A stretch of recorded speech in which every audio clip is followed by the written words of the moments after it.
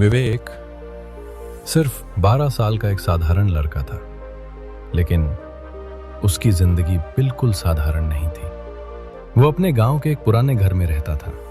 उस घर में एक कमरा था जिसे उसके दादाजी हमेशा बंद रखते थे। दादाजी कहते थे, इस कमरे में कभी मत जाना, वहां समय खुद कैद है। विवेक को यह बात हमेशा अजीब लगती थी। एक रात तेज बारिश हो रही थी, बिजली बार बार जा रही थी और अचानक विवेक ने देखा उस बंद कमरे के नीचे से हल्की सी नीली रोशनी बाहर आ रही है।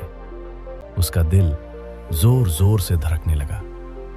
डर और जिज्ञासा के बीच वो धीरे धीरे दरवाजे के पास गया और दरवाजा खोल दिया। कमरे के अंदर अजीब सा सन्नाटा था। बीचों बीच एक अजीब सी घड़ी रखी थी, लेकिन वो साधारण घड़ी नहीं थी। उसमें 1 से 12 तक के अंक नहीं थे, बल्कि अलग अलग साल लिखे थे, जैसे 1947, 2050, 1800। और वो घड़ी अपने आप घूम रही थी। तभी एक धीमी आवाज गूंजी, जो समय को छुएगा वो समय में खो जाएगा। विवेक डर गया, लेकिन तभी उसकी नजर घड़ी के नीचे रखी एक तस्वीर पर पड़ी। वो तस्वीर उसके दादाजी की थी, लेकिन बहुत जवान उम्र में, और उसके पीछे लिखा था 2050। विवेक हैरान रह गया। दादाजी भविष्य में कैसे?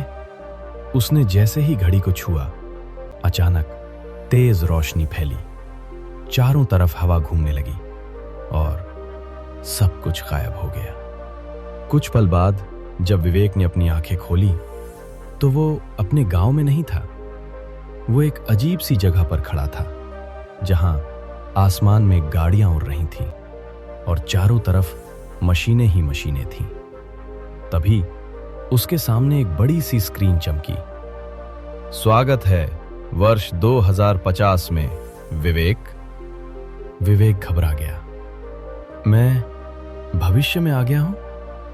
तभी पीछे से एक आवाज आई, तुम यहां कैसे आए? यह जगह तुम्हारे लिए सुरक्षित नहीं है। विवेक ने धीरे धीरे पीछे मुड़कर देखा और जो उसने देखा उससे उसकी सांस रुक गई। सामने खड़ा इंसान बिल्कुल उसी जैसा दिख रहा था। वही चेहरा, वही आंखें। विवेक के मन में एक ही सवाल गूंज रहा था, क्या वो उसका भविष्य वाला रूप है, या इस समय के पीछे कोई और बड़ा रहस्य छुपा है? अगर आप जानना चाहते हैं कि आगे क्या होगा, क्या वो लड़का सच में विवेक का भविष्य है, या फिर इस समय के पीछे कोई खतरनाक रहस्य छुपा है, तो इस कहानी का अगला भाग जरूर देखें। ऐसी ही रहस्यमयी और दिलचस्प कहानियों के लिए हमारे चैनल को सब्सक्राइब करें, वीडियो को लाइक करें और अपने दोस्तों के साथ जरूर शेयर करें, क्योंकि अगला भाग इस कहानी को पूरी तरह बदल देगा।